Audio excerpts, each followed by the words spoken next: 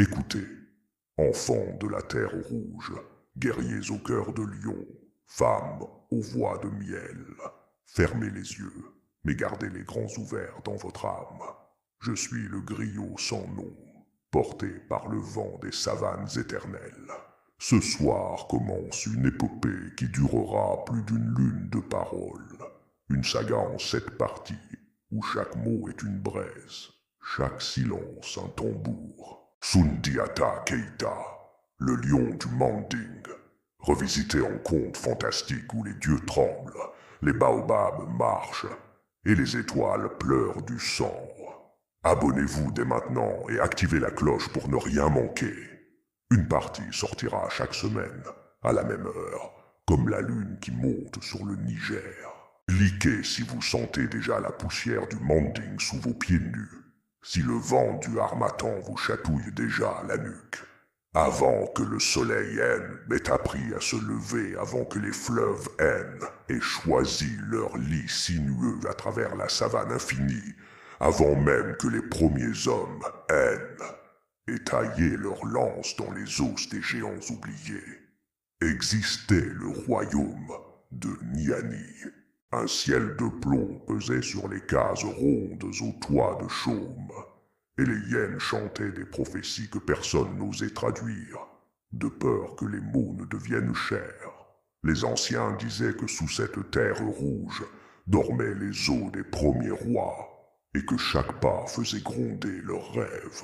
C'est là, dans la nuit la plus dense de l'année, quand la lune elle-même se cachait derrière un voile de nuages noirs, comme l'encre des sorciers, que naquit Sundiata.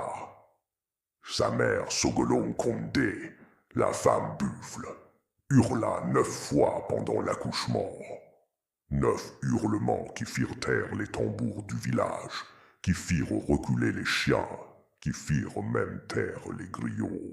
Chaque cri était une note dans une mélodie plus ancienne que le temps.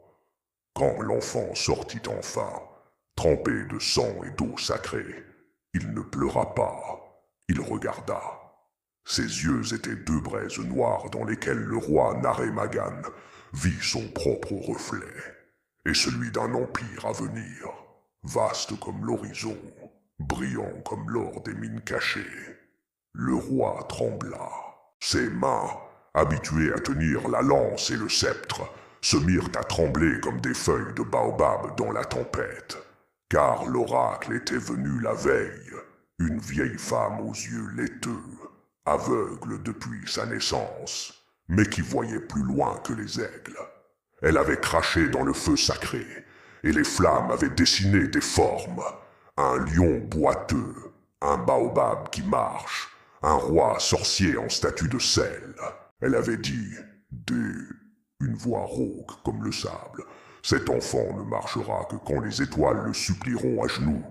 Il régnera quand les lions viendront lui lécher les pieds comme des chiots. Mais d'abord, il souffrira comme la terre elle-même, quand elle accouche d'un nouveau continent. » Sundiata grandit paralysé. À 3 ans, il rampait déjà plus vite que les autres enfants ne couraient. À 5 ans, il pouvait traîner un agneau mort sur son dos sans aide. À 7 ans, il rampait encore, traînant ses jambes comme 2 serpents morts attachés à son corps. Les enfants du village, cruels comme seuls les enfants savent l'être, le surnommaient Kili Kili, le ver de terre qui rampe dans la poussière. Il lui lançait des cailloux, des fruits pourris, des insultes qui collaient à la peau comme la boue séchée. Son demi-frère, Dankaran Tuman, fils de la première reine Sasuma Bérété, riait le premier et le plus fort.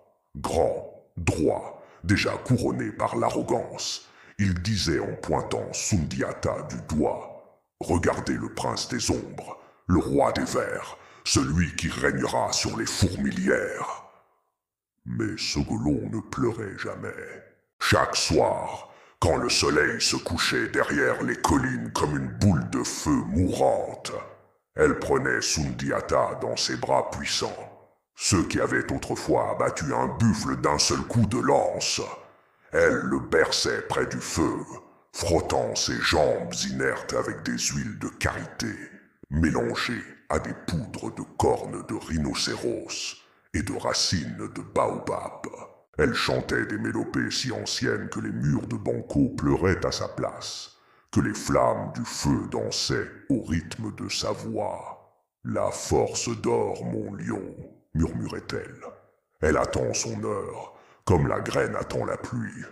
Les nuits de Niani étaient hantées par plus que les souvenirs. Les esprits des ancêtres, appelés djinns de terre, dansaient autour des feux en formant des cercles de lumière bleue. Sundiata les voyait, même si les autres prétendaient que c'était la fièvre. Il apprenait leurs noms, les gravait dans sa mémoire comme on grave une lance dans elle écorce d'un arbre sacré. Jiggy, le gardien des sources cachées sous le sable.